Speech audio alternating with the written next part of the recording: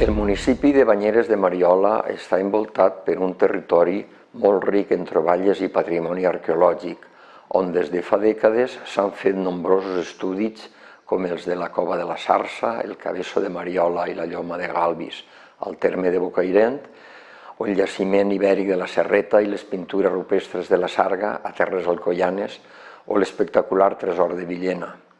El nostre Banyeres de Mariola també pot presumir d'haver escrit no poques pàgines de la historiografia arqueològica d'aquestes comarques.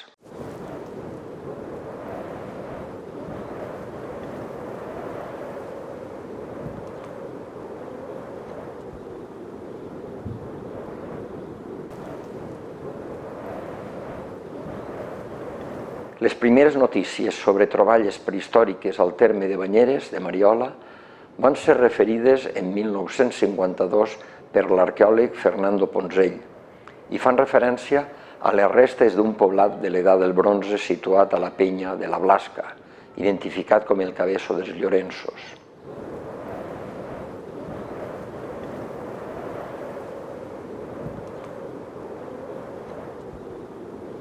El mateix any 1952, l'alcoià Mario Brotons Jordà, un dels descobridors de les pintures rupestres de la Sarga, va mostrar a l'arqueòleg Camil Vicedo les pintures blanques d'Ulldecastres, qui va dubtar de la seva autenticitat. En gener de 1953, Juan Pastor Femenia, un treballador de la indústria paperera a Banyeres de Mariola, que també havia participat en el descobriment de les pintures de la Sarga, va prospectar una de les cavitats del Pla Roig i va dipositar al Museu Arqueològic d'Alcoi les troballes d'uns enterraments prehistòrics per ell localitzades a la Cova dels Anells. Durant la dècada de 1960, el protagonisme de l'arqueologia a Banyeres de Mariola es manifesta a través de l'activitat del grup arqueològic local, aleshores format per una agrupació de joves entusiastes els quals van depositar al castell les seues troballes, un patrimoni que va ser l'inici del futur Museu Arqueològic Municipal.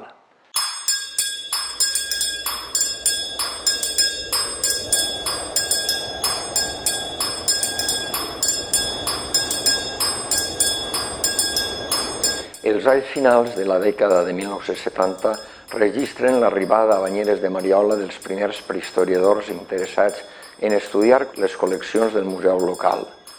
L'any 1974, i acompanyat per Juan Pastor Femenia, vaig visitar els jaciments arqueològics de Banyeres de Mariola. Aleshores jo era un jove fascinat per l'arqueologia que treballava al Museu Arqueològic d'Alcoi.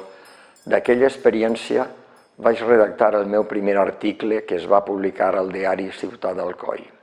Altre aspecte fonamental i que Banyeres, igual que molts municipis del cos de Mariola, de l'Alcoià Comtat i de Vinalopó, de tot el vall, la vall, és l'interès des de fa molt de temps, previ a l'existència de museus, de molta gent local, d'iniciatives personals per gaudir, per valorar tot el patrimoni, els castells per supost, però també un foc molt tradicional de búsqueda o de trobada de restes i una preocupació per conservar-lo.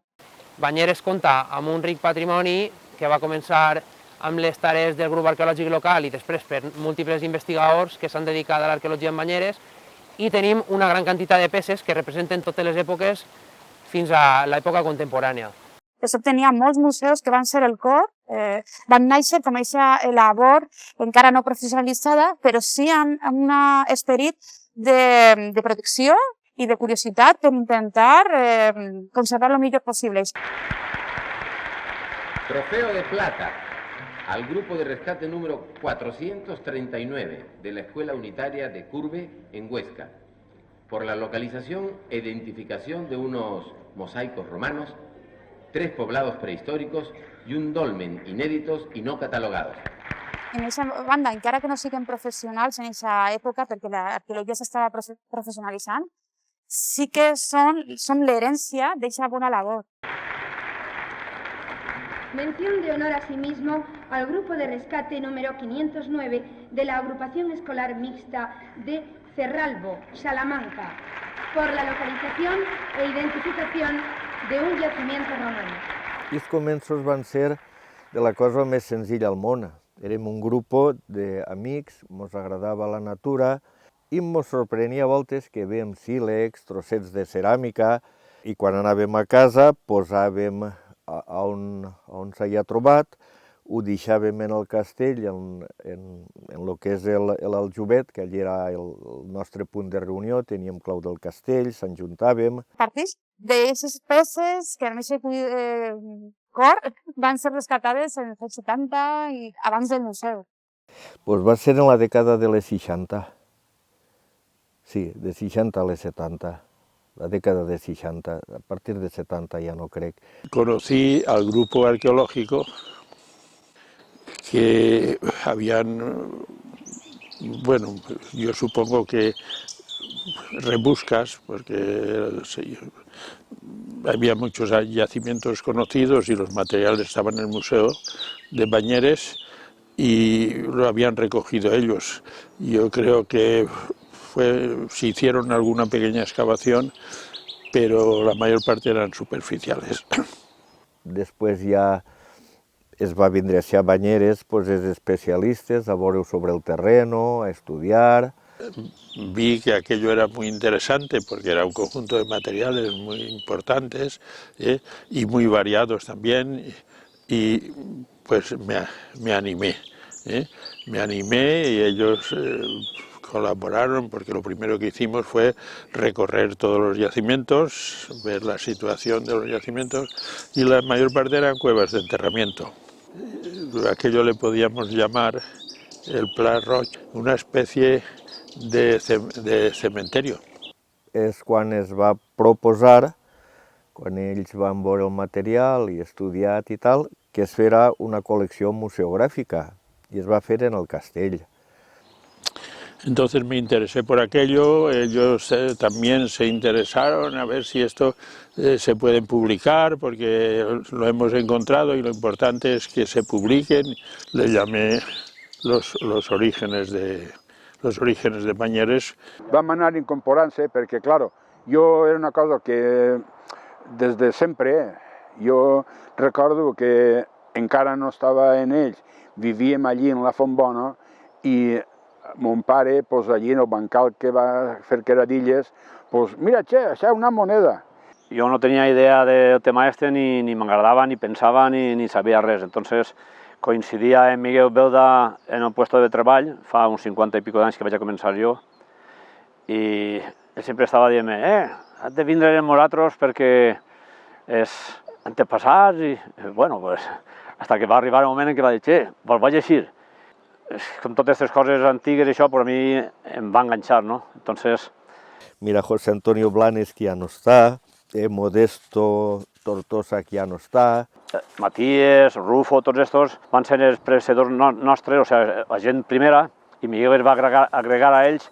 Enrique, que tampoc ja no està, és que ja em falten molts.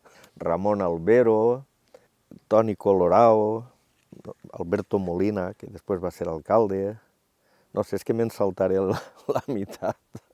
La meva arribada va ser l'any 1991. En un principi, tots els principis són difícils, i em vaig posar en contacte en el grup arqueològic local de Banyeres de Mariola, sobretot amb Miguel Belda, Berto Molina, diferent gent. La predisposició va ser molt bona, tenien molta il·lusió de crear tota aquesta gent, de que es creara el Museu Arqueològic, i el pas per a mi va ser crear també el Servei Municipal d'Arqueologia. En Mosquitava la gent també on hi havia un jaciment o algo, o veien algo, i ho diuen a Miguel, i Miguel ens deia a la setmana que ve ja tenim marxa per anar allí. Quedàvem amb la persona que havia vist algun descobriment o algo i anàvem.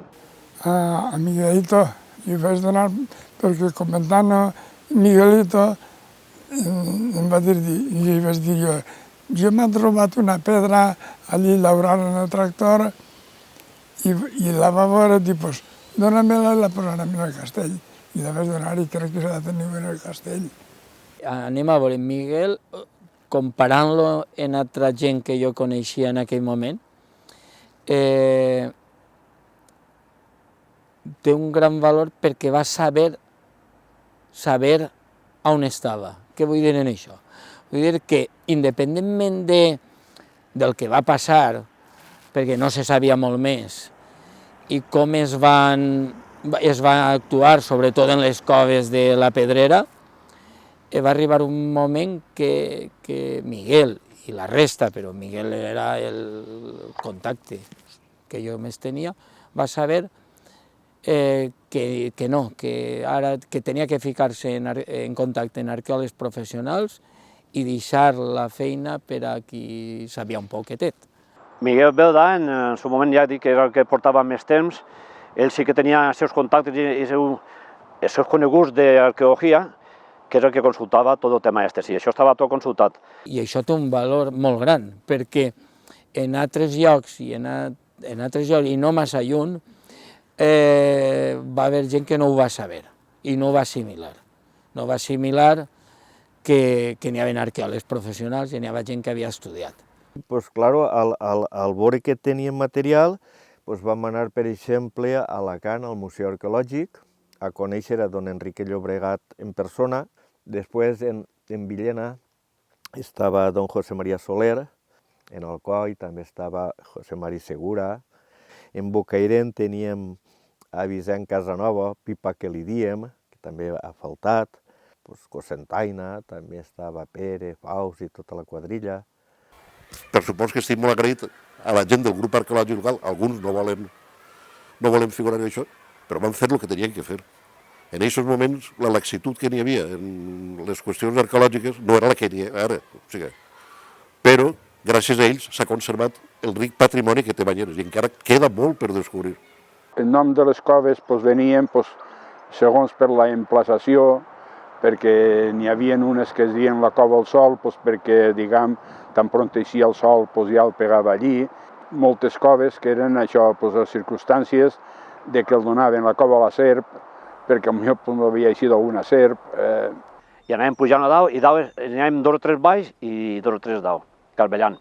Baix era la feina dura, supongam, i dalt era la feina interessant que podia eixir i és el que veies. Estàvem allí carvellant, pam, pam, allí carvellant, i senties que pegava.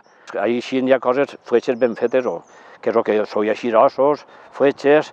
El que està fent coses creu que està fent el millor que sap i pot, i d'ací uns anys hi haurà uns altres mètodes de datació, de no sé què, de no sé quantos, i mira, però també és bo que vegem fallos de darrere perquè demostra que efectivament estem evolucionant. En aquest tema no sabíem. Sí que anàvem en cuidado, quan anàvem escarbant, en cuidado sempre controlat, sí. En el moment en què el que denominàvem grup arqueològic local es va entregar a l'Ajuntament, i l'Ajuntament, en seguida, clar, com la cosa més normal, era un bé del poble. I sí, era titularitat municipal, mai vam dependre de ningú de fora. Classificar-ho, perquè tot no es podia posar en el museu, està clar, perquè en el moment que es trobava molta ceràmica en Serrella, entonces tot no podia posar-se. Les peces estaven exposades, hi havia llum perquè es vegeren bé, hi havia horaris. En un poble tots aportem, A uns se les reconeix més, a altres menys, a altres gens. En certa manera és un orgull haver llançat un poc, no la història, sinó la prehistòria del nostre poble. Les cavitats del Pla Roig van ser explorades pels membres del grup arqueològic local als anys 60 i al seu interior es van trobar restes humanes del període neolític, datades al tercer mil·lenni abans de la nostra era, a partir de l'anàlisi dels aixovars funeraris que acompanyaven aquests enterraments, en què principalment es van trobar puntes de fletxa i ganivells de sílex, a més de diferents adornaments personals com botons i comptes de collar.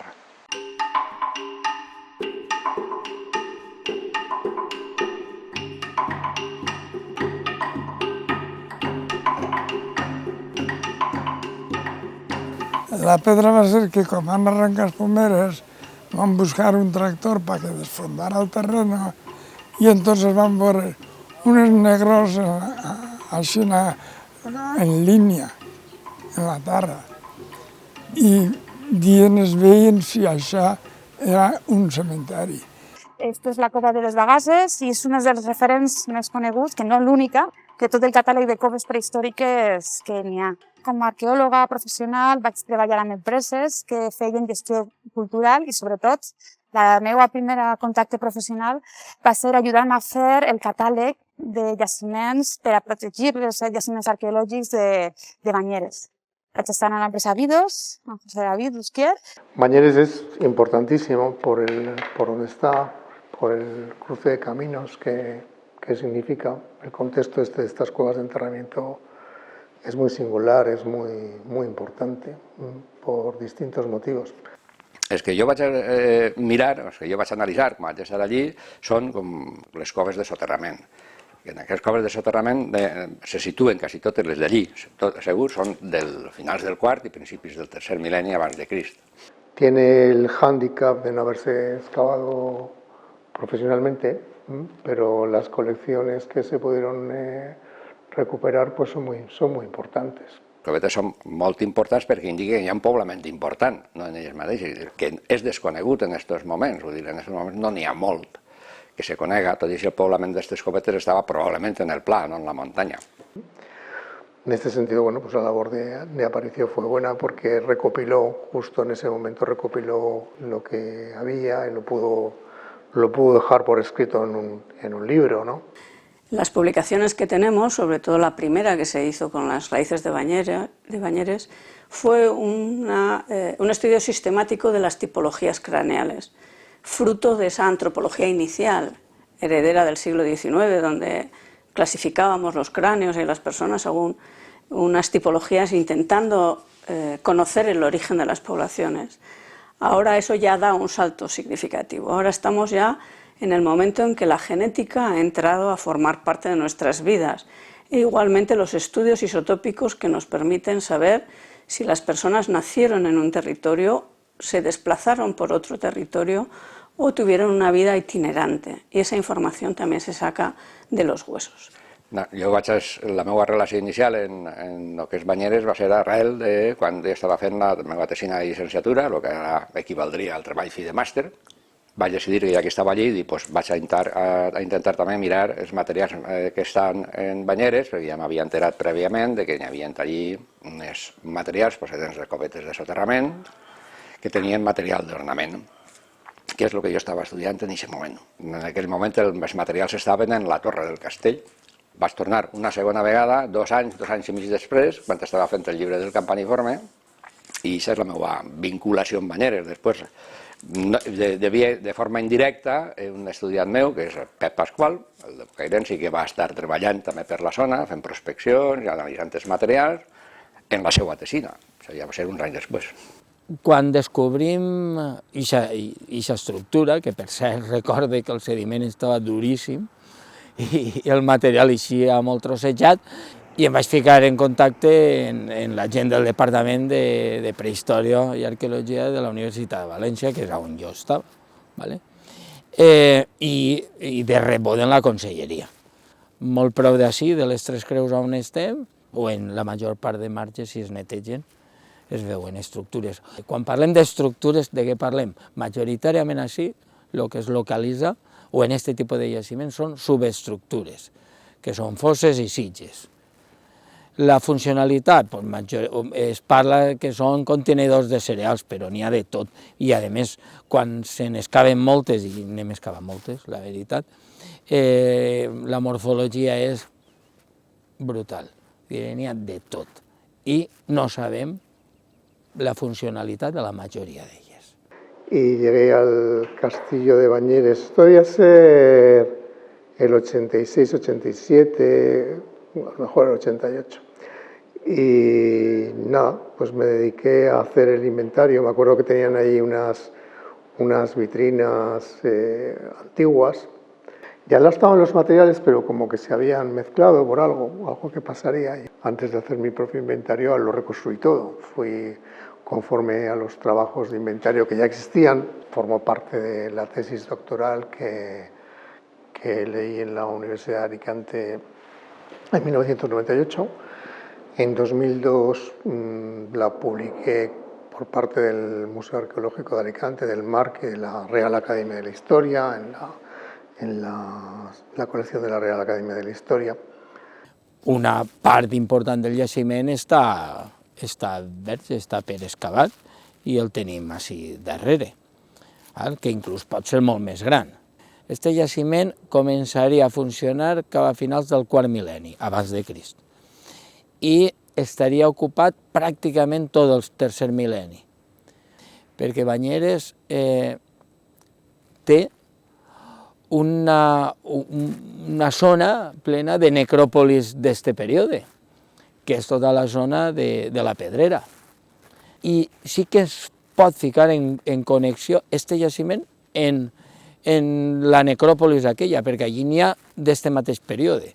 N'hi ha al final del quart i n'hi ha campaniforme, i n'hi ha inclús anterior, perquè crec que és en la de la Pedrera n'hi ha un amforoide que això és neolític antic. Quienes nos dedicamos al estudio de los restos humanos tenemos la fortuna de tener a las personas que realmente construyeron la historia.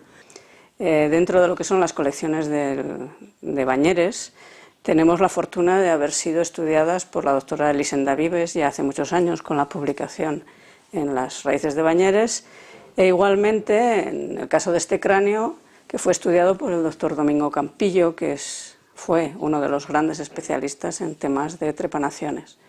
Un caso muy interesante que está publicado tanto a nivel local como a nivel nacional sobre lo que es la órbita ocular izquierda.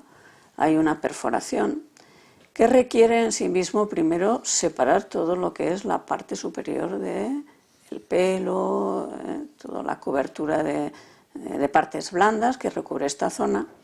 Una zona que si se hace en vida sangra mucho, con lo cual es complejo trabajar y trepanar, pero que lo que propone el doctor Campillo en su estudio es que esta trepanación probablemente se hizo post-mortem.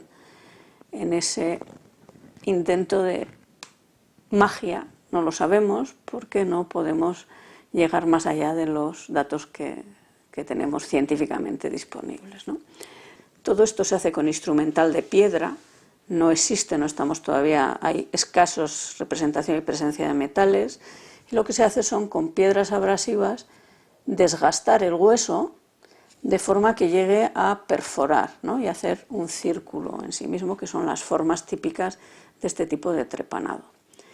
Y como bien proponía el doctor Campillo, no parece que haya zonas de cicatrización. Sí que hay de pequeño desgaste, pero muy probablemente por la técnica que se utilizó.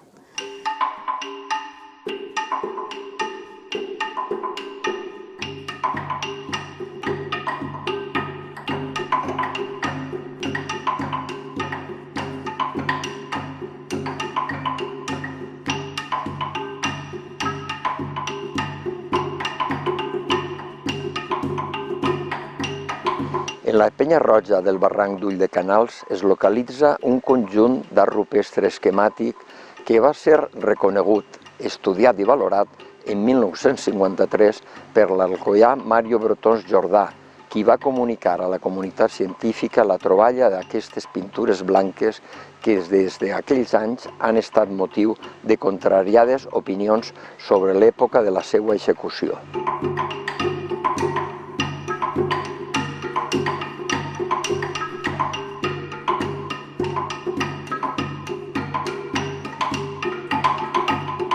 Bueno, volver una vez más a este lugar de alguna manera idílico, pero sobre todo a nivel profesional por ver unas pinturas que han generado tanta literatura y que han generado tanta discusión a lo largo del tiempo y que visité por primera vez con varios colegas, con José María Segura, el año finales de verano, a mediados del verano de 1980. Aquí nos encontramos con unas pinturas que nos sorprendieron. Unas pinturas en blanco, cuando es un término no repetido y no conocido, aunque hay algunas en el arco mediterráneo, con unas imágenes que evocan otras prehistóricas, pero que también insinúan pinturas posteriores y sobre todo con sus dimensiones. Esto llevó desde un primer momento a dudar de su autenticidad. Término que no es correcto, son auténticas. Lo que son es, el problema está en la imprecisión cronológica. Sean de cuando sean, estas pinturas son auténticas y por lo tanto, acogiéndonos a la ley autonómica y a la ley estatal, son bien de interés cultural, porque son pinturas rupestres. Por lo tanto, merecen la consideración de tal. E incluso estas pinturas se han incluido en el catálogo de las pinturas del arco mediterráneo que el año 1998 fueron declarados Patrimonio de la Humanidad. Lo cierto es que si aceptamos la información que recogió Mario Brotons, que existían ya de los partes de los abuelos, en la zona aquí él entrevistó a varias personas, pues habría que pensar que son de un momento clave del arte prehistórico español. Aunque esto no sea prehistórico, porque no, desde el punto de vista tipológico, características, no es prehistórica, pero tienen igual valor, sean medievales, sean del siglo XVIII. Lo importante es que tal como lo considera la ley, es bien de interés cultural. Por lo tanto, se debe conservar. Los poderes públicos tienen la obligación de conservarlo y los gestores tienen la obligación de difundirlo. Nunca ha sido el Mediterráneo una frontera, ni los Pirineos tampoco, ni ahora ni en la prehistoria. Por eso sí que es importante conocer, porque con las gentes van las ideas, y con las ideas va el conocimiento, y con las personas va el progreso.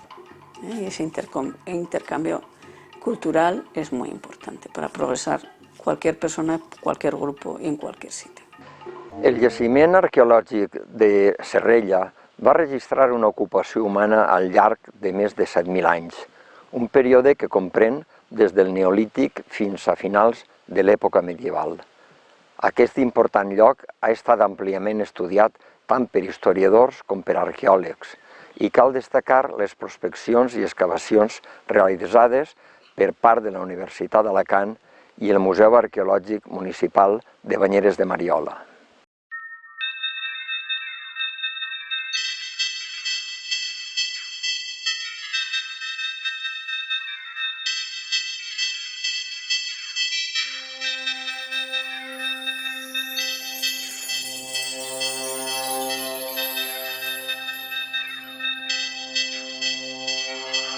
La Serrella és un lloc arqueològic i un espai patrimonial d'excepcional importància. Ubicada a la capçalera del riu Vinalopó, junt a la població de Banyeres de Mariola, és un lloc que concentra l'ocupació humana en aproximadament 4.000 anys d'història. Ací trobem els vestigis de la presència prehistòrica d'època calcolítica, una ocupació d'època ibèrica i romana i especialment una estructura molt complexa de poblament i fortificació d'època medieval andalusina. És coneguda també precisament en l'últim moment de la seva història perquè les fonts documentals d'època de la conquesta feudal del rei Jaume ens deixaven testimoni escrit d'aquesta ocupació. Però malgrat tota aquesta importància mai s'havien desenvolupat investigacions arqueològiques sistemàtiques a aquest jaciment arqueològic. Ara, de la mà del Museu Arqueològic de Banyeres i la Universitat d'Alacant, hem començat a conèixer i perfilar els detalls d'aquest excepcional jaciment.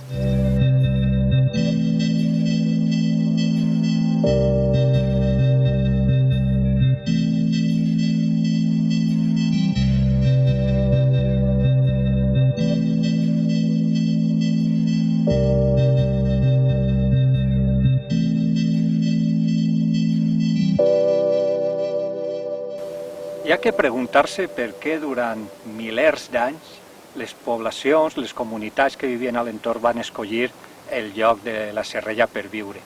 Algunes raons són òbvies. Estaven ben a prop del riu. El riu es donava la possibilitat de desenvolupar una agricultura pròspera. També l'alteró i rocallós que suposa el cim és un bon lloc de defensa. Així podem a poc anar aproximant-nos al que necessitaven aquestes comunitats que van decidir viure així.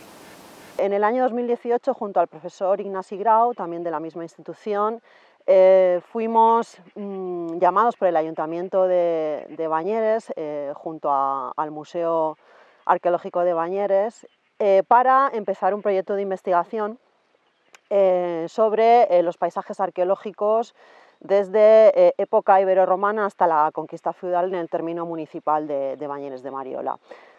Más allá de los espacios agrarios, que para nosotros era una de las premisas fundamentales a detectar en el término de Banyeres, sí que nos interesaba ver un poco también qué tipo de asentamientos de época sobre todo romana se establecían en todo el entorno del Vinalopó. Fontbona como centro redistribuidor de la producción agraria intensiva del entorno.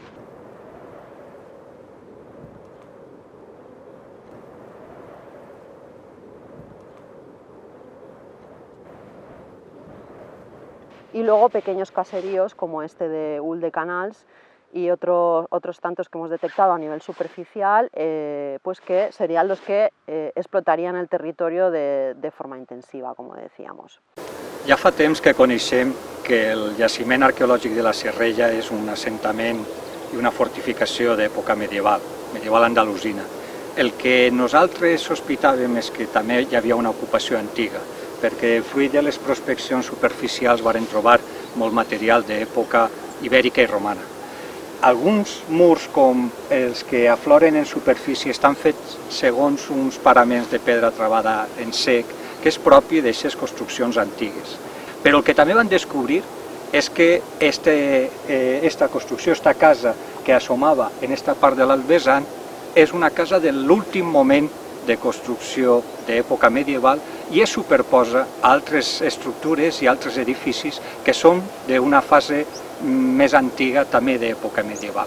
Així que podem començar a discernir l'existència de dues fases molt distintes en el jaciment de la Serrella. En el caso de Banyeres, de Mariola, parece que no detectamos esa ocupación tan estable de estos sistemas andalusíes, por lo menos hasta época almorávide-almohade, es decir, prácticamente ya casi a final de lo que sería la ocupación andalusí. Y algo que se refrenda precisamente en el propio asentamiento de la Serrella, que es donde encontraríamos uno de estos sistemas o alquerías fortificadas que empiezan a ocupar un poco las alturas de nuevo, un poco intentando buscar cierta estabilidad en el entorno, porque ya en época almorávide y almohade estamos ante la primera fase de la presión cristiana, presión aragonesa en todo este territorio, ¿no? Antes de la conquista.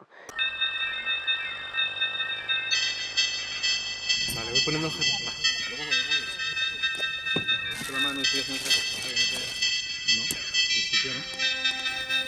El proceso siguiente, una vez que detectamos estos sitios potenciales, es realizar antes de hacer una excavación.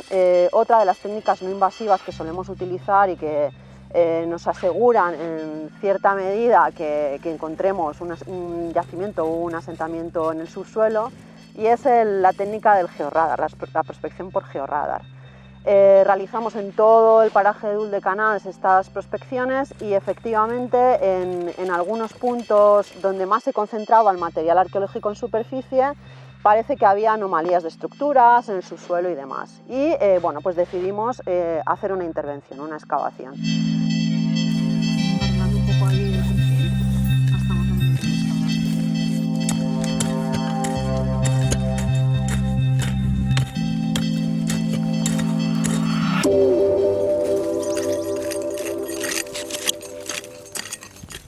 Tuve la suerte que hace unos años, pues desde el Ayuntamiento y desde Arqueología, se me invitó a participar en un proyecto para divulgar el yacimiento de Serrella, y que nunca lo había estudiado, y bueno, me dio la oportunidad de encontrarme que efectivamente ese sí que es un poblado fortificado, que aparece en los primeros documentos de la conquista.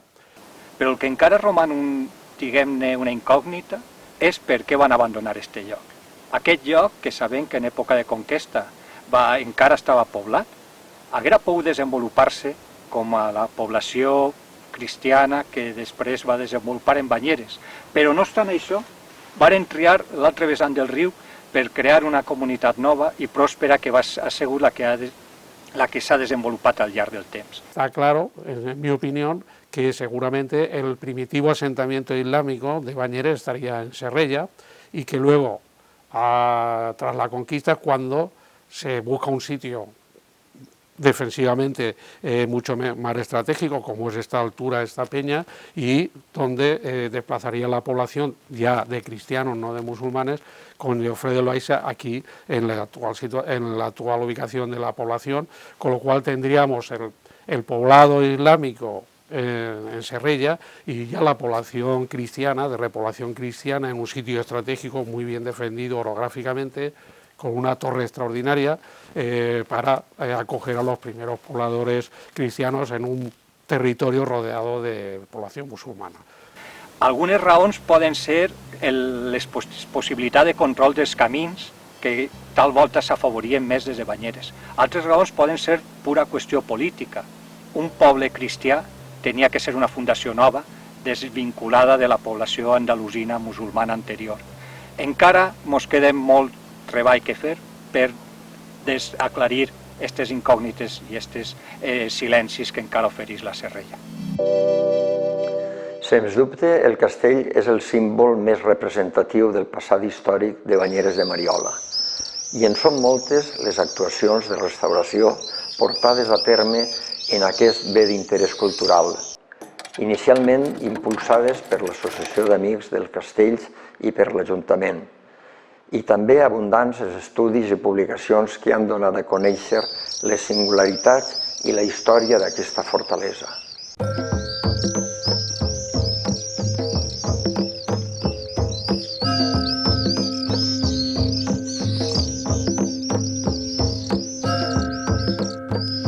El desgast dels castells no solament era la desídia, que n'hi havia molta desídia, el desinterès dels ajuntaments.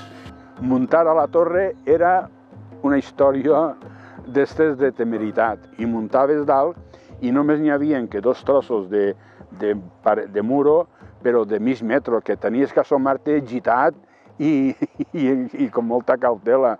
Era una ruïna. I el Pato de Armes, allò era un bancal de ronya i de basura, allò era un bancal completament.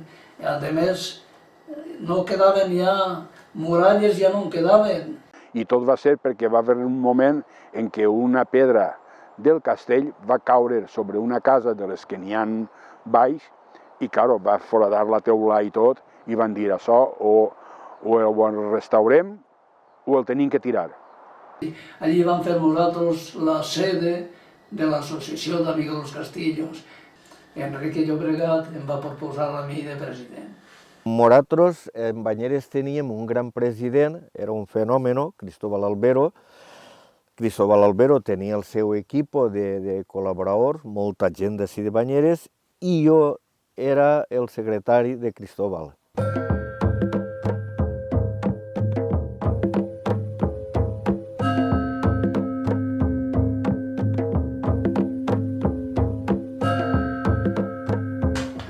Restaurar-hi tenim que veure de quina forma es restaura, però totalment no anem en bromes de coses xicotetes. Allò va ser en l'any 66 i en abril ja tenia el projecte fet i a partir del projecte van vindre les subvencions del Ministeri de Cultura, la Direcció General de Belles Arts.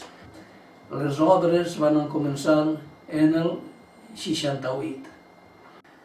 Quan van vindre l'empresa que era de Saragossa, només que va fer la torre, que era el més artístic, el patio d'armes i alguna torreta. I en el 72 van començar la reparació més important del castell. Muralles, les muralles estaven totes destrossades per tots els puestos, almenes no en quedaven. Eso es una suerte que al final sea uno de los castillos que tenemos más documentados. Veig que este és un dels castells que van tenir la sort d'haver sigut restaurats a mitjans del segle XX. Aunque la intervención castellológica, pues bueno, es de las primeras intervenciones de castillos que se hicieron en los últimos años del franquismo y era un poco de construcciones de canteros sin un proyecto, un plano, con lo cual por muchas cosas desde el punto de vista actual no se hacen así y han evitado, han imposibilitado que pudiéramos conocer mejor o analizar mejor las estructuras originales, porque están muchas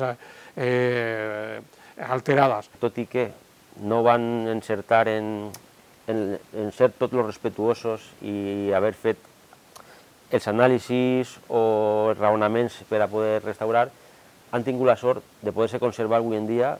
Afortunadament es va restaurar el millor que es va poder. En aquells moments, si no s'haguera caigut el castell, però després van tindre que solucionar durant part de temps algunes humitats que tenia la torre, algunes humitats que tenia la sala Bóveda de d'enfront. A l'hora d'analitzar i poder intervindre en petites intervencions, ja quasi que no queda res perquè s'ha substituït tot. Part de la muralla de baix, perquè resulta que la solera que li van posar estava rebentant i si no li va caure calores la muralla una nit damunt, pues va ser pur milagre. Pero bueno, la verdad es que aún así los trabajos que se han hecho con equipos de arqueólogos y de arquitectos han ido recuperando, en el castillo han ido recuperando efectivamente y dándole el valor de poner en resalto lo que es auténtico, de lo que era fruto de las reconstrucciones que se hacían en aquellos años. Però afortunadament el que ens va servir, perquè no s'havia excavat mai en la vida, és de trobar la muralla antiga, que estava a 2 metres de profunditat i tenia quasi 2 metres d'amplària.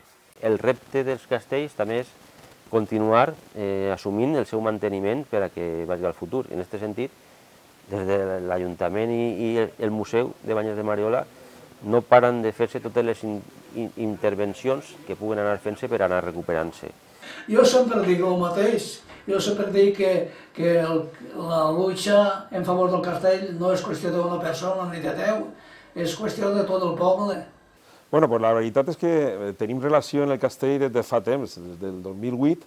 Va començar a fer una rehabilitació de lo que és el pany oest, que estava molt mal i m'ho va cridar des de l'Ajuntament i van fer un primer treball de restauració molt interessant. En el 2014 se van fer dos intervencions al mateix temps. Se va plantejar una excavació, material de baix medieval, modern, i també, ja per a últim, quan estaven ja a punt, en una coveta, va començar a eixir material prehistòric, que això va plantejar una actuació posterior i el material és vinculat a una cova d'enterrament d'època del bronze.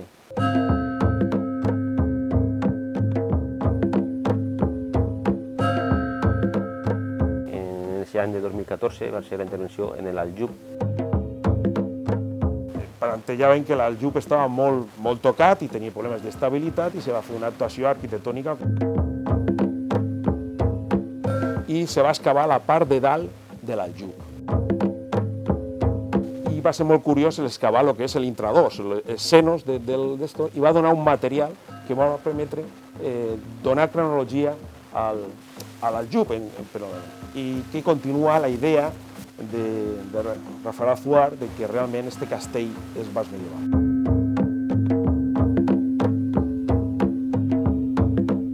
Així de tot la van reforçar i van poder impermeabilitzar la coberta per a que poguera compatibilitzar-se en un ús turístic a l'interior.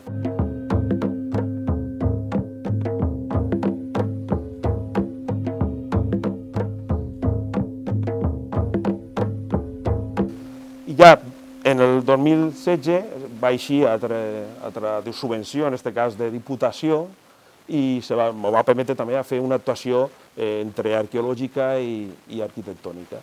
I se va excavar una zona de lo que és la zona de pati, el pati d'armes del castell, en la zona suroest.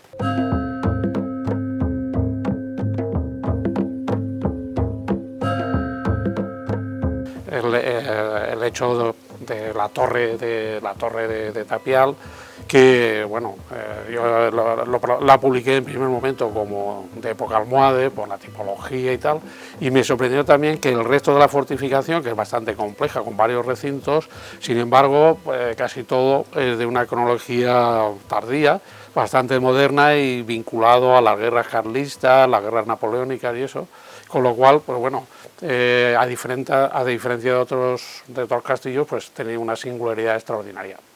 Interessats per veure si podíem tindre alguna manera també de datar part de lo que era la torre, vam veure que quedaven restos de les agulles de fusta. M'ho vam plantejar dintre de la línia d'investigació general del castell que podíem agarrar una mostra d'aquesta fusta i portar-la, en aquest cas, a una datació radiocarbònica.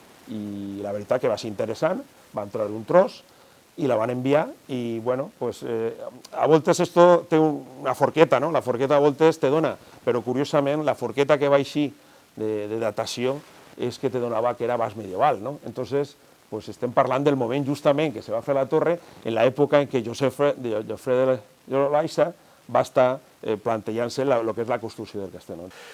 Luego, con los años, siguiendo investigando en el tema de castillos, pues llegué a la conclusión de que, bueno, que mi primera hipótesis de que podía ser almohade, la torre, creo que no era equivocada y que habría que considerarlo como de las primeras construcciones que se hacen defensivas para reforzar la línea de la frontera establecida en el Pacto d'Almirra. Per ara, els datos ens estan reafirmant la idea de que tot el castell de Banyeres és baix medieval, en aquest cas cristià, d'època feudal.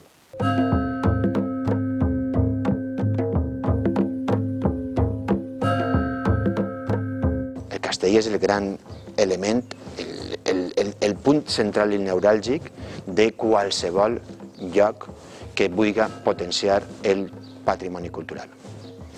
Dic el castell perquè és el més visible. A ver, mi relación con Bañeres de Mariola ya tiene unos cuantos años. Como profesora de la Universidad de Alicante y docente de planificación territorial del turismo, pues siempre me han interesado cuestiones que tienen que ver con el desarrollo local vinculado a potencialidades para el uso turístico, pero también para el aprovechamiento y el disfrute de los residentes, ¿no? El castell, en el cas de Banyeres, és un hit. El veus des d'on vulguis vindre, estàs veient el castell. Y Bañeres de Mariola, en la cabecera del río, tiene una de las fortalezas más relevantes. Posar en valor aquest patrimoni cultural, preocupar-se per la seva gestió, preocupar-se perquè estiga senyalitzat, preocupar-se perquè estiga preparat per a la visita, és algo que no és una qüestió d'un dia, ni de dos, ni de tres, és una qüestió d'una tasca continuada. Y la verdad es que la colaboración del municipio y de los técnicos de Turismo y Patrimonio fue desde el inicio fantástica, ¿no? Generosidad, predisposición, buen hacer. Contínua, permanent, en altibaixos, però que a la llarga té uns fruits que la societat civil, la societat del poble, la societat externa, la que vinga a visitar, se la troba i la reconeix.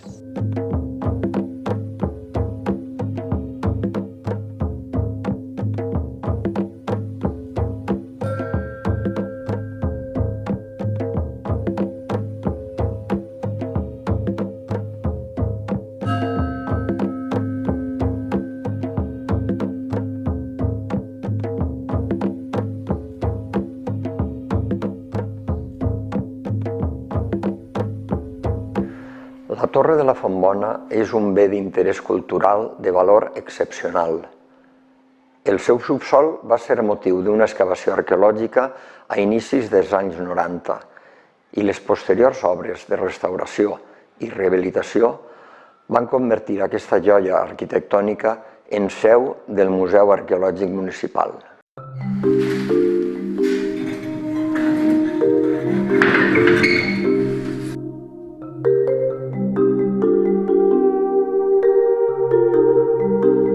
El procés d'adquisició va ser en els anys 90, és l'època que es van comprar també al Fogassa, la majoria de molins, i en l'any 91 va començar a fer-se una prospecció arqueològica que era prèvia a la que era la restauració. Crec que des del punt de vista del seu reprofitament es va fer una tasca molt important, tant per part de l'Ajuntament com per part de la Direcció General de Patrimoni, perquè prèviament a la seva rehabilitació i prèviament a la seva conversió en museu es va fer una excavació suficientment àmplia com per a obtindre dades i documentació sobre la mateixa. La Torre de la Fontbona per a mi té un especial significat en quant que va ser la primera excavació arqueològica que jo vaig poder dirigir allà per l'any 1990. Des de la Direcció General de Patrimoni em van comentar la possibilitat de fer una excavació arqueològica, bàsicament perquè l'Ajuntament de Banyeres havia comprat aquesta edificació i volia, com un dels patrimonis essencials de la població, volia posar-lo en valor i inclús de cara a un futur crear un museu d'arqueologia. És una torre realment interessant, de planta quadrangular, que està feta en mamposteria, però que en les seues cantonades té silleria, està rematada per un matacán, per una obertura per a defensar la porta d'accés a la torre. En un dels seus ànguls té un escut d'armes. En el moment en què jo vaig treballar no se podria associar a ningú cavaller, a ninguna família senyorial concreta. Un treball que havien fet José María Segura i Josep Torrós sobre fortificacions i construccions medievals. Era una torre que venia catalogada com una edificació que possiblement podria associar-se, crec que a la família Centelles, si no recorde mal, en aquell moment. La sorpresa va ser majúscula quan vam poder documentar la presència de successives pavimentacions a l'interior de la torre, en el que vam trobar tota una sèrie de fragments ceràmics, no molts, però sí significatius, que posaven alerta sobre una construcció en torn al segle XVI. Però realment l'important va ser la documentació d'una moneda de Reis Catòlics de principis del segle XVI. Llevava probablement la construcció de la torre a aquestes primeres dècades del segle XVI. L'excavació ens va proporcionar 3 fases d'ocupació, la construcció en torn a inicis del segle XVI, una reforma important a meitat del XVII o a finals del XVII i una altra reforma ja en el XIX amb una gran integració dins d'una vivenda d'algun altre particular.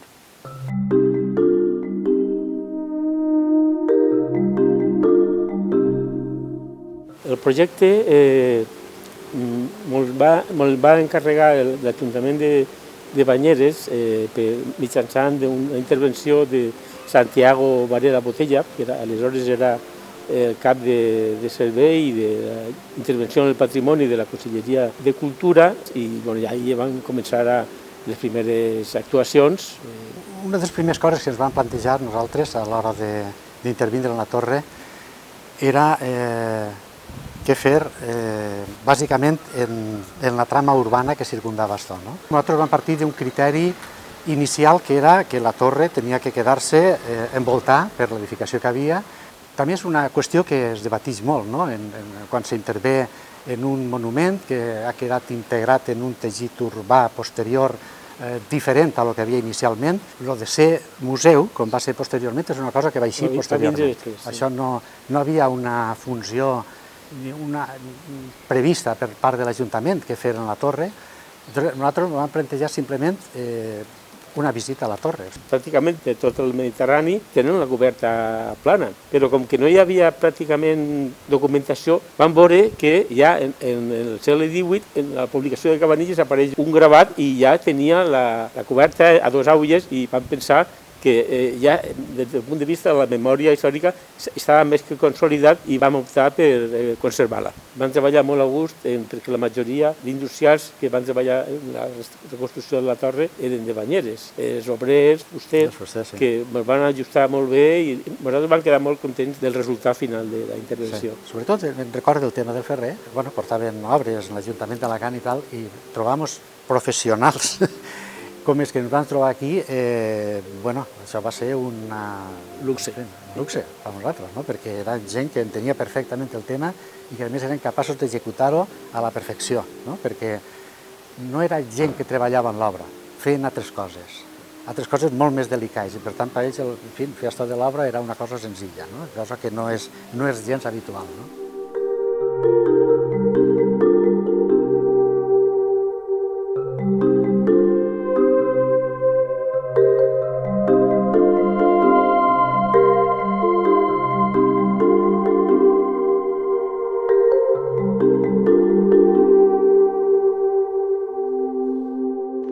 Banyeres és un poble on el patrimoni industrial que s'hi localitza al curs alt del riu Vinalopó té un protagonisme força destacat, testimoni del seu passat econòmic vinculat a la fabricació del paper, però també conserva singulars restes de molins fariners, com el cas del molí Torró o el molí de Daniel Vilanova, on el temps es va detindre fa molts anys.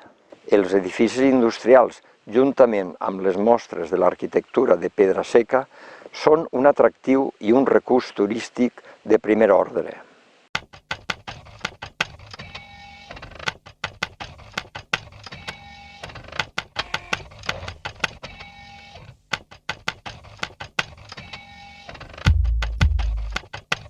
Promovidos por la Consellería de Cultura para poner en valor, catalogar sobre todo, hacer un trabajo preliminar de catalogación de elementos de piedra seca en la Comunidad Valenciana.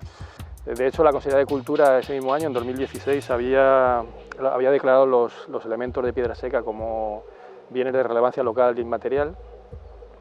Y en 2018, cuando hicimos este trabajo, que lo hicimos por medio de la empresa ARPA Patrimonio, la propia UNESCO había declarado como Patrimonio Inmaterial de la Humanidad la piedra seca de 7 países de la ribera del Mediterráneo. Lo que hicimos fue revisitar elementos que ya estaban incluidos dentro del catálogo de protecciones municipal y bueno, volvimos a elaborar el trabajo de esas fichas, de esos elementos, lo actualizamos y de paso incluimos otros elementos de piedra seca que no estaban recogidos en ese catálogo y que nos parecieron interesantes.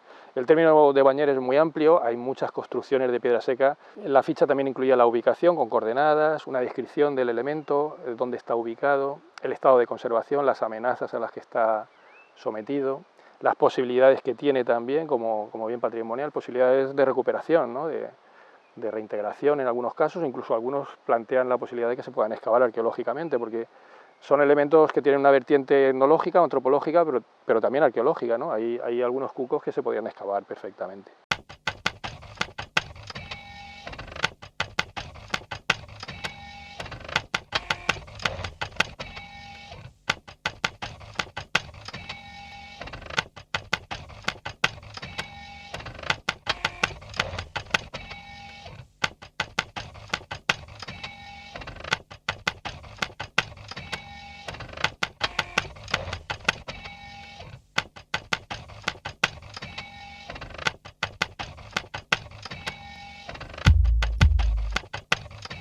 Bueno, pues estamos en el Molí Torró, es un molino harinero que forma parte del BIC de la ruta de los molinos papeleros del río Vinalopó de Banyeres de Mariola.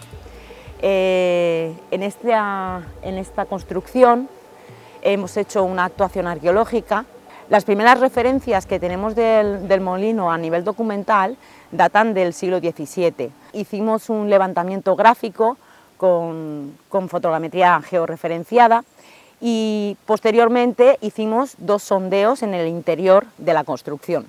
La primera tarea de camp, així en el Molí Torró, que vam dur a terme va ser un registre topogràfic mitjançant un dron i una càmera fotogràfica d'alta qualitat per poder enregistrar tota l'estructura del Molí Torró i el voltant i després poder generar un model 3D de tota l'estructura. En quant als sondejos, vam establir 2 sondejos diferenciats. Un baix de la zona de la bòveda, on teníem previst trobar, en principi, la pedra del molí fariner. I el segon sondeig en la part més de la casa moderna, on estaba la habitación de la vivienda. Es muy importante poder realizar estudios a nivel arqueológico de este tipo de construcciones, porque hasta ahora todos los estudios se limitaban a descripciones arquitectónicas. La arqueología de la arquitectura nos permite hacer una visión cronológica de los edificios a través del estudio de las unidades estratigráficas y sus relaciones.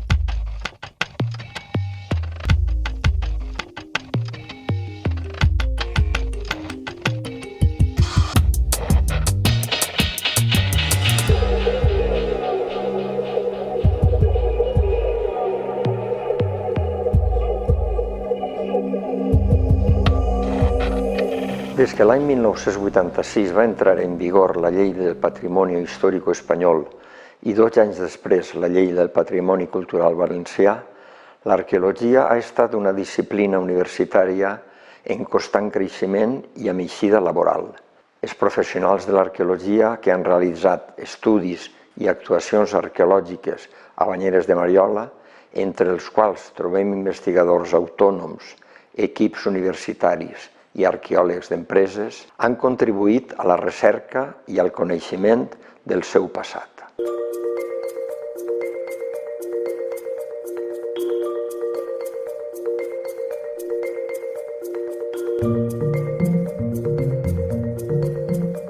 Jo crec que des de molt xicoteta sempre m'ha agradat molt l'arqueologia, des d'una part molt científica també, no? Jo trobava, sempre m'ha agradat molt el passat i tot, però trobo que l'arqueologia té una part científica molt important, no?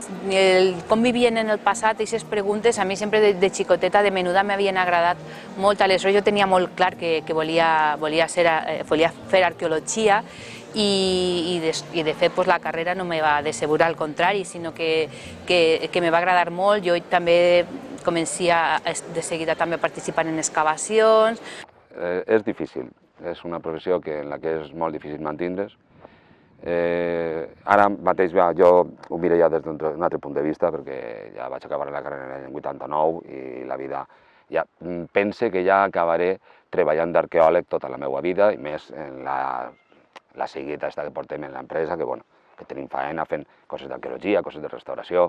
Però bueno, i sí, és un treball molt vocacional, malauradament no pots tindre una seguida, has d'anar, ara se m'acaba este contracte, ara has de començar un altre. Però la gent que acaba ara no ho té tan fàcil. La continuïtat és molt complicada. Hem fet tant a nivell municipal com a nivell de gent privat, que en una reforma de la casa s'ha fet l'excavació de seguiment. Són seguiments senzillets, no tenen molta història. En algun lloc sí que tenim que fer una actuació més forta per veure si pot quedar alguna cosa. El problema és que n'hi ha que anar ràpid i, evidentment, aquestes estructures no es pot dedicar tota paciència. Per una altra banda té una part positiva, i és que quan s'obren zones grans es coneixen molt més bé les estructures i dimensions i morfologia dels jaciments, això també és de veres. Per a desgràcia i per a sort, l'expansió urbanística ha fet que sapiem molt més del passat que sabem. Lo normal és que des del punt de vista urbanístic l'Ajuntament tingui unes zones definides com àrees de vigilància arqueològica. Sense la intervenció arqueològica paral·lela a la construcció o prèvia a la construcció, la llicència d'obra no es dona i d'aquesta manera es garanteix que si hi ha restes arqueològiques es puguen documentar. La funció bàsica de l'administració autonòmica en aquest cas és vetllar per la correcta gestió, és a dir, investigació, conservació, protecció i difusió del patrimoni arqueològic. Eixa és la nostra principal prioritat, que ho marca la Llei de Patrimoni Cultural Valencià en el seu article primer. Es el Museo Arqueológico, en la mayoría de los casos, como es en Bañeres de Mariola, quien hace un poco de coordinador de esas labores de protección y salvaguarda de ese patrimonio, siempre estando al tanto, sobre todo, de que se cumpla ese catálogo de protecciones y esa normativa que implica la protección de edificios, de parajes, de elementos arqueológicos y demás bienes protegidos, y es quien coordina, en la mayor parte de los casos, con el Departamento de Urbanismo del Ayuntamiento para que se pueda aplicar ese documento, que al final no deja de ser un documento gráfico y técnico, que implica la protección de todos esos elementos reconocidos en el municipio. Tenim la potestat inspectora, és a dir, nosaltres autoritzem, però al mateix temps també podem inspeccionar que el que s'ha autoritzat s'estiga fent.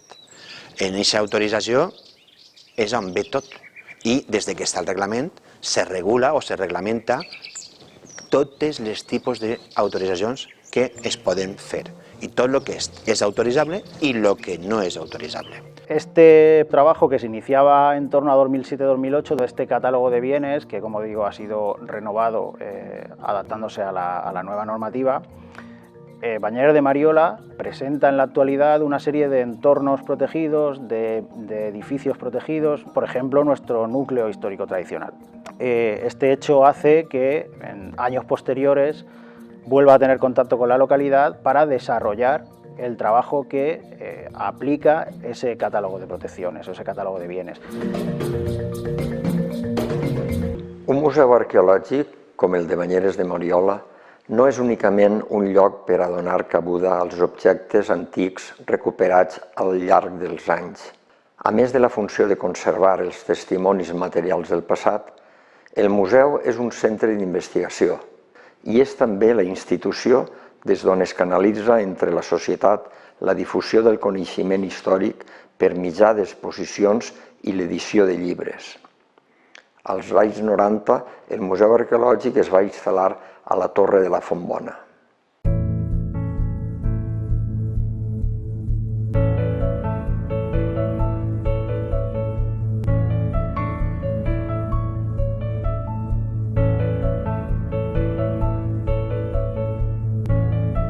En este reglament sí que s'ha avançat en moltíssimes coses, una d'elles, de les quals crec que des de la Generalitat Valenciana estem més contents, és la regularització del depòsit de materials arqueològics en els museus. Ahir, per primera vegada, s'ha posat negre sobre blanc tot el procés que la part de la direcció tècnica d'una excavació arqueològica o d'una actuació arqueològica té que tindre en compte a l'hora de depositar els materials en un museu arqueològic. Si es perden en el que són els museus, s'han tirat els diners. Ja no valen per res. El material que està perdut en no sé on, en algun magatzem, no serveix absolutament per a res, o si està traspaperat, doncs igual. Avui per avui, aquests materials tenen que estar nets, tenen que estar siglats, tenen que estar inventariats, té que haver un inventari en format digital. En cas de que algunes peces siguin significatives, tenen que vindre presentades en altre tipus de caixes, i això ho sap tant la direcció tècnica de l'excavació arqueològica com la direcció tècnica del museu. Tot no és exposable, evidentment, només es posen algunes coses i l'altre es guarda. Si el que es guarda no se guarda en ordre, después es perd. Sí que es cierto que los fondos antiguos de los museos encierran en sí mismo una información que ahora mismo sería muy difícil de recuperar si los fondos no estuvieran cuidados, mimados y abiertos también a que quienes investigamos desde fuera pues podamos acceder a las colecciones. Pero allá por los años 90, a principios de los 2000, trabajé restaurando piezas arqueológicas en algunos museos de Alicante. Para el Museo de Bañeres restauré muchos ajuares metálicos porque era lo que más necesidad tenían, de armamento como puntas, cuchillos, adornos personales como hebillas, ajuares cerámicos de cerámica islámica preciosa que no he podido volver a restaurar fuera de Alicante. Una pila de la antigua iglesia que tenía restos de policromía que, bueno, hubo que analitzar en institucions que no estaven al alcance de tot el món.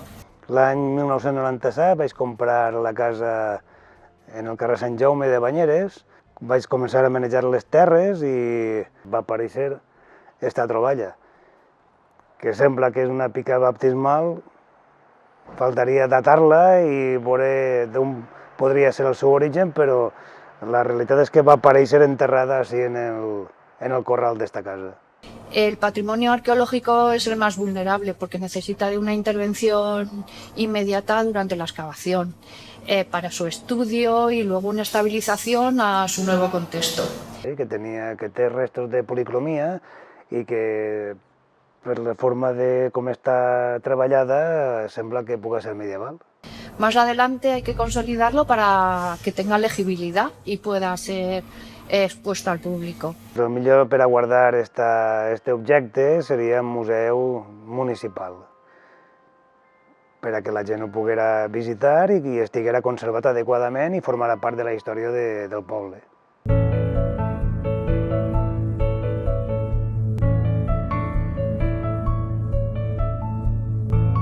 El projecte arqueològic del museu és algo que va ser pioner en el seu moment, que actualment s'està revaloritzant i s'està actualitzant, el qual ja implica aquest procés continu de treball. Des de l'àmbit museístic, tradicionalment hem conegut museus fets als anys 80, als anys 90, que eren institucions més centrades en una difusió molt tècnica del patrimoni, on moltes vegades inclús podríem observar col·leccions d'objectes en vitrines sense cap mena d'informació. N'hi ha museus que s'inauguren una vegada i ja no tornen a canviar-se l'exposició permanent mai. Això no està passant en Banyeres, això s'està remodelitzant, actualitzant, incorporant les noves tecnologies, incorporant les noves investigacions, incorporant el nou sistema expositiu. Avui en dia, la nova museologia el que aposta és per fer museus gamificats, museus didàctics, museus on estiguen molt presents les noves tecnologies. S'ha demostrat que hi ha casos on han sigut aplicades aquestes noves tecnologies, com bé pugui ser la realitat augmentada, la realitat virtual, han augmentat exponencialment les seues visites, sobretot entre un públic més jove, que sempre és el que més costa apropar a aquests llocs. Pues les coses estaven presentades d'una forma completament diferent a com estan ara. Les vitrines estaven plenes de coses i ara estan mig buides. Se destaquen algunes de les coses que n'hi ha i les altres estan en els magatzems. Bueno, és fonamental. La qüestió passa per valorar quan és el principi bàsic, no? La gent valora el que coneix. Aleshores, clar, si tu dones a conèixer i facilites i poses en relleu la importància que tenen aquests materials arqueològics, que per a molta gent de vegades, però si són coses antigues, no? Però si expliques a la gent de bona manera que aquestes coses antigues nos estan parlant de persones que vivien fa molts anys, doncs la gent valora i respecta, no? Aleshores és fonamental per a evitar al màxim possible la destrucció d'aquest patrimoni i per això la didàctica és un pilar fonamental, que la investigació no pot anar per un costat i la difusió i la didàctica per un altre. Clar, les has de traduir en un llenguatge que la gent pugui identificar i reconèixer. Aleshores, aquesta part didàctica de vegades costa molta feina de traduir perquè és una traducció. De fet, moltes voltes se parla d'interpretació d'aquest patrimoni, traduir aquests descobriments, aquests estudis científics en paraules que conega la gent sense omitir-les informació, pero hacerlo de una manera fácil, ¿no? En la nueva exposición se ha intentado aprovechar al máximo el espacio. Estas vitrinas han sido diseñadas para ser colocadas directamente en la pared. han sido adaptadas a las dimensiones de las diferentes piezas que han sido seleccionadas para la nueva exposición. Està demostrat que la població, quan aprèn per experiència, retén durant molt més temps aquesta informació. Los museos en Bañeres de Mariola están precisamente demostrando su interés por estar al día un poco en la aplicación de estas nuevas tecnologías, huyendo un poco del concepto de museo más tradicional en el que simplemente vemos diferentes objetos. Pot tocar, pot sentir en primera persona altres coses que en els museus de fa, per exemple, 30 o 40 anys era inimaginable. Actualmente las tendencias van cambiando ya prácticamente año a año, las cosas se van acelerando y cada cierto tiempo tenemos diferentes tipos de recursos, diferentes tipos de tecnologías que ofrecen nuevas experiencias, desde el videomapping hasta la realidad mixta u otro tipo de experiencias en las que el público es parte, se sumerge más en aquello que va a disfrutar. El objetivo siempre es el de transmitir información. És de gran importància en el pla museogràfic que s'ha dissenyat la implantació de l'accessibilitat. Encara que és complicat per les pròpies instal·lacions, estem des d'una torre, s'han implantat, per exemple, reproduccions en 3D que es mostren peces de la resta dels museus a través d'una app, hem implantat els còdics braille per a les persones amb problemes visuals, s'ha implantat la lectura fàcil. La lectura fàcil és una mena de textos que simplifiquen la informació per a les persones que tenen problemes de comprensió. Un altre recurs són els còdics avilents, que són per a persones invidents i faciliten també el seu moviment per dins de les instal·lacions dels museus y que puedan tener una información más ampliada. Lo que son las funciones que debe de ejercer, que marca lo que es el Consejo Internacional de los Museos e incluso también la propia legislación de la Ley de Patrimonio Cultural Valenciano, nos marca cuáles son las funciones de un museo, que básicamente son la conservación de los bienes muebles, de los bienes culturales, lo que es la difusión, lo que es la investigación y después también lo que es la recuperación. En principio, cuando hacemos los estudios, no solamente es por esa curiosidad que tiene toda persona que investiga, sino que uno de los compromisos que tenemos, por lo menos desde la academia y también desde los museos, es la divulgación. Y la divulgación se puede hacer de diferentes formas. Todo lo que se está haciendo es una labor interna, como puede ser la investigación, lo que es la conservación, lo que es la recuperación de piezas, pero después lo que más se ve, lo que más está a la vista es cuando se hacen exposiciones, publicaciones, conferencias. Se están haciendo publicaciones en revistas de alto impacto, como puede ser Nature o Science.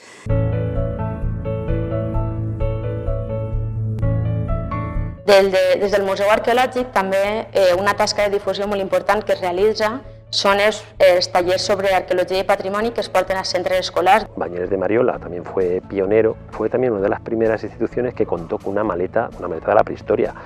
Aplicant la gamificació, aplicant l'experiència, el tacte a les persones que estan en les etapes educatives més primerenques. Estava en aquesta part de la fàbrica. Hi ha com dos grans edificis molt bonics que són tota la part de davant, tota la façana principal, que després li farem la volta, ho l'explicaré. Aquí no sé cómo está, pero aquí la actuación va a ser desde aquí, más o menos hasta aquí.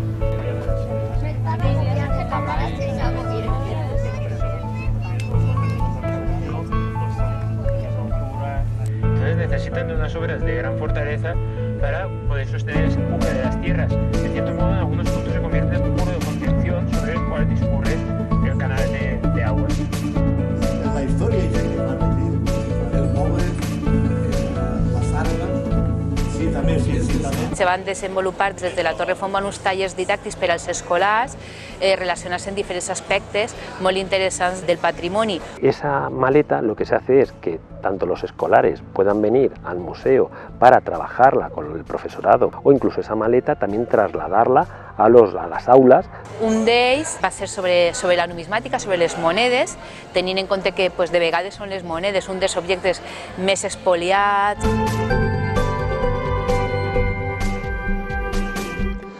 Acabem de visionar i escoltar nombrosos testimonis que ens han parlat dels 50 anys d'arqueologia a Banyeres de Mariola. Aquesta mirada al passat ens permet fer un balanç positiu, sens dubte, del que ha representat i representa la pràctica arqueològica en aquest territori situat als peus de la Serra de Mariola i banyat per les aigües del Vinalopó, un corredor natural que va afavorir l'assentament de diferents poblacions durant la prehistòria, l'antiguitat i l'edat mitjana.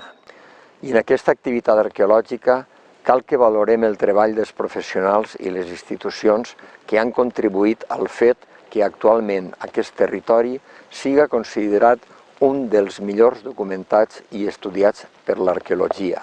I en això és molt important el treball fet fins avui pel Museu Arqueològic Municipal de Banyeres de Mariola, però també és cert que són molts els projectes i les actuacions que estan en espera de trobar recursos que els puguen fer possibles.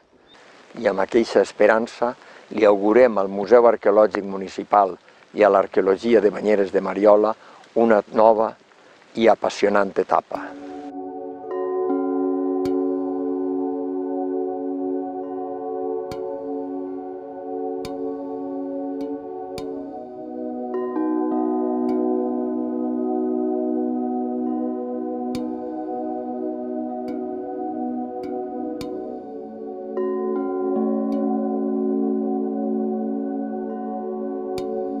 Per a concloure, evidentment s'ha evolucionat en aquests 50 anys i no podia ser d'altra manera.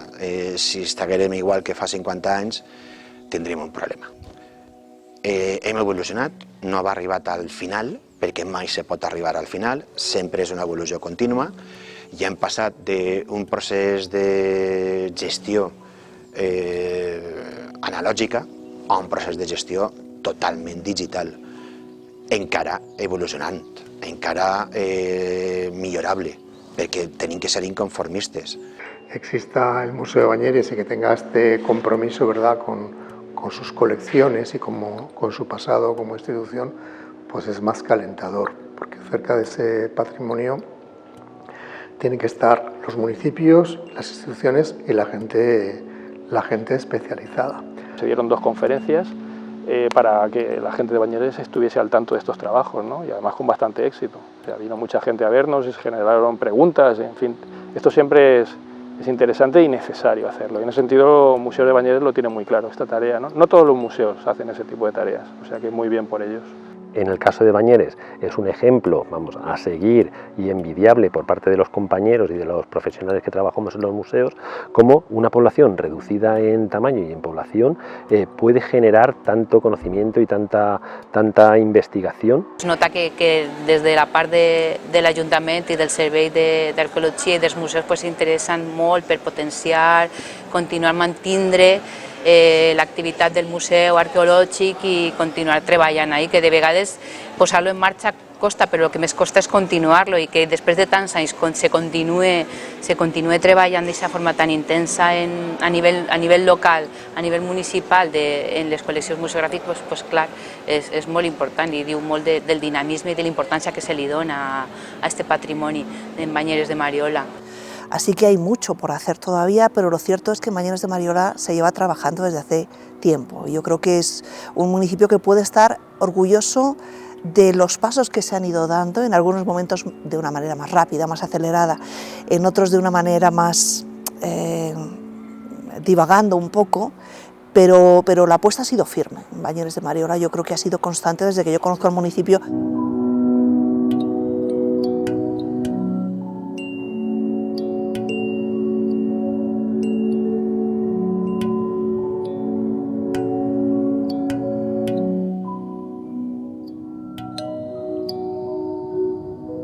Però jo me'n recordo quan vaig començar la carrera. Quan vaig començar la carrera, no, en l'any 90. Me vaig anar a fer una excavació en el desdoblament de la carretera entre Muro i Cocentaina. I això ho he d'haver contat moltes voltes. I és una necròpolis d'època romana tardia, tardoromana, excavada en el tap, les fosses excavades en el tap, i unes lloses de pedra que sellaven allò fantàsticament. De tal manera que quan alçaves les lloses de pedra li havia entrat una miqueta de pols terrós allí, a la tomba, i un aixovar fantàstic. I jo, quasi un xiquet, no?, enclava allí en una de les tombes, agarra el cepillet, vaig pegant-li en la mà per llevar-li, que es veia tot, i un destello, i ping, vaig trobar un anell d'or posat en el dit del mort, en en 4 patetes, un cabujó i una pedra dins, i aquesta sensació d'emoció, bueno, se me posen els pèls de punta encara. I ha passat ja la barbaritat de temps. Com a troballa personal, després hem trobat edificis i coses, però el que més m'ha emocionat a mi en la meva vida d'arqueòleg ha sigut això en diferència, també és que és de veres que estava acabat de néixer en el món de l'arqueologia. Suposo que això és un plus, no? Però brutal. Jo ja no volia ser una altra cosa en la meva vida que això.